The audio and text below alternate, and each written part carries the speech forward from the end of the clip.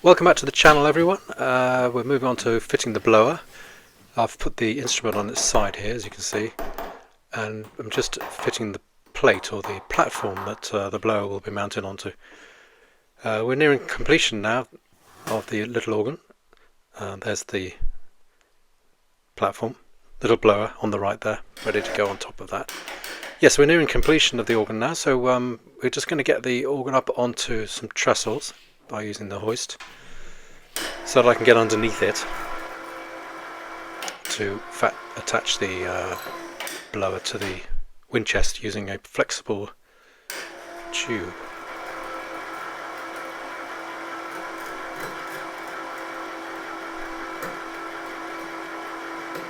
So I really couldn't do what I do without having some sort of hoist or lifting mechanism. It's just invaluable. It's a 250 kilo hoist. I don't need more than that. None of my instruments weigh more. These little instruments don't weigh more than 200 kilos.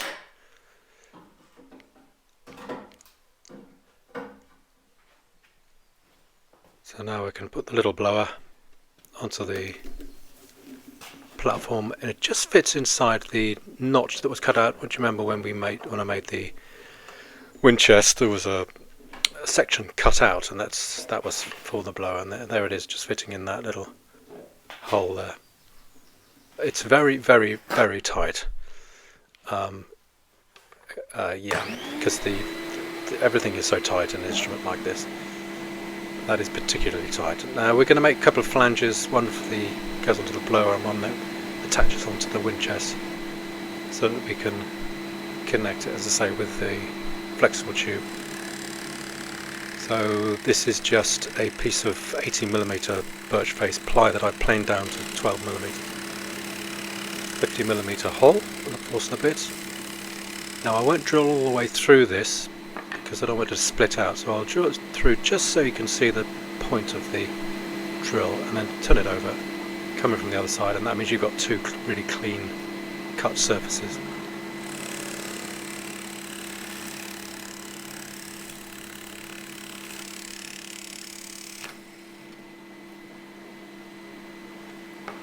And I'll do the second one on the other end of the piece. I've made the piece over length just to make it easier, so I don't have something to hold on to.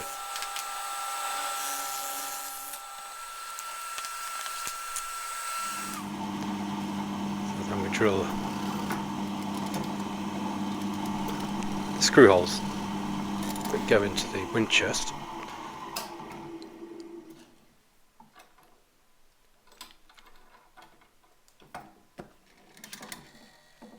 Setting the depth first, so the countersunk screws are flush.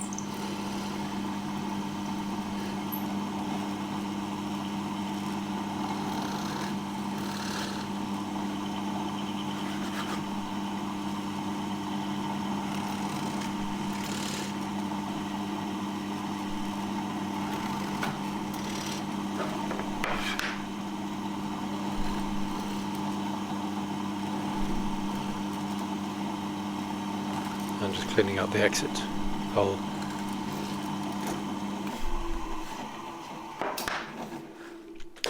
And then we'll cut them to size.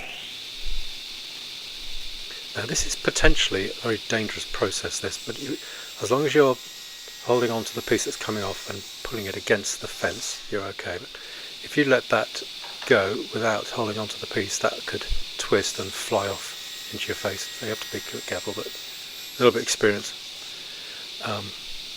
And that is perfectly safe. So they're the two flanges, and we just need to mark where the holes are going to go to attach it to the blower. So a couple of little clamps will do that.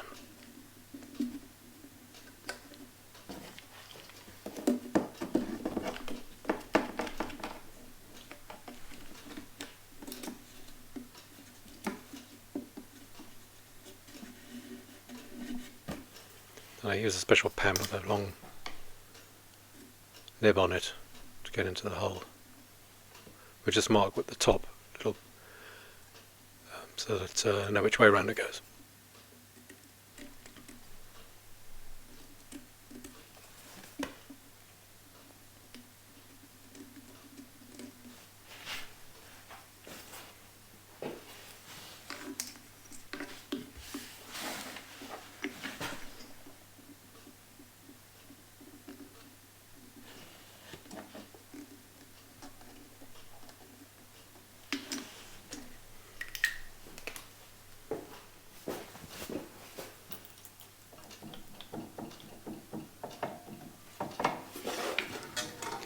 And we drill the pilot holes for the screws.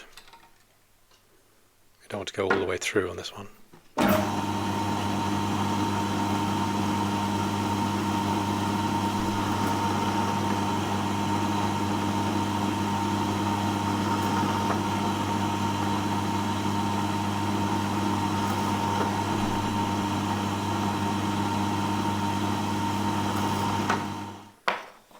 And then we screw the flange onto the blower. Now this, both flanges will have leather gaskets on them to stop any leaks.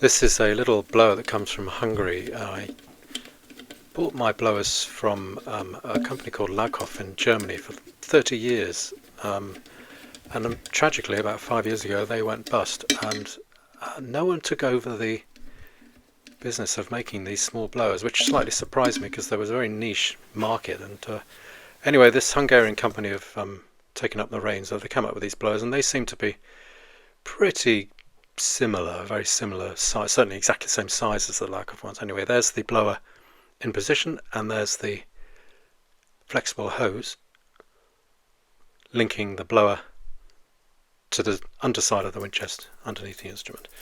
So all we need to do now is to seal the wind into the wind chest by attaching what's called a faceboard, and this is a removable panel, a removable piece of wood, so that you can gain access to the pallets in case there are problems with any leaks, or you need to change a pallet, which should never have to be a thing, but you sometimes get a warped pallet or a problem, or more likely you're going to get a piece of dirt on the pallet, which will be providing a cipher. So you need to get in to clean the dirt off the pallet, and to do that you will take this faceboard off to gain access. So all I'm doing is putting a leather gasket on with what I call bedding leather, thick cow leather, I believe.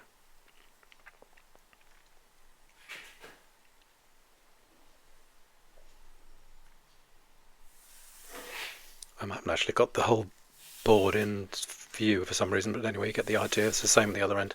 We'll just put one end in there and the other end in the other end. Trim the ends off, cut the holes out, and we're ready to attach it to the instrument. And there it is, filling in the gap. The pallets are behind there. Again, polished brass screws, because they're on show, so there'll be polished brass slotted screws.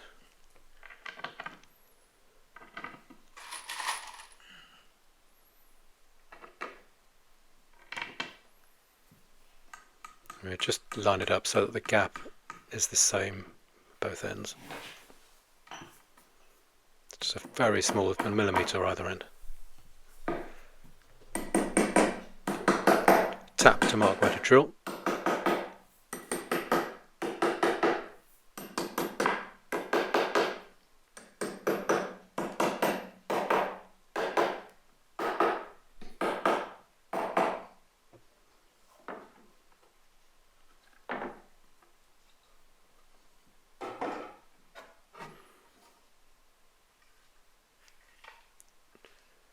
Drill the holes.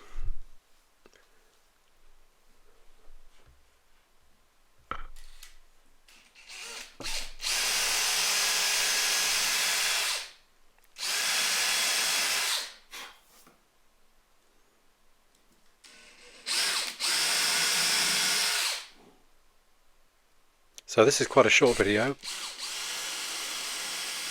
We're going to move on to the off notes next, which the off notes being all the bigger pipes which can't fit on top onto the wind chest, so they have to be distributed around the organ. We'll just screw the faceboard on, and once this is screwed on and sealed with a gasket, the blower is ready to be turned on for the first time, and the shrimmer will charge, will close, sorry, will open or lower and fill the well with charged wind. It'll be about a 60mm pressure, water pressure.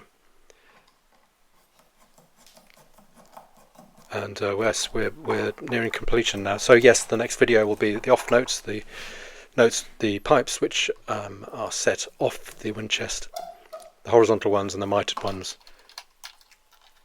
And that will be the next video. This is now finished.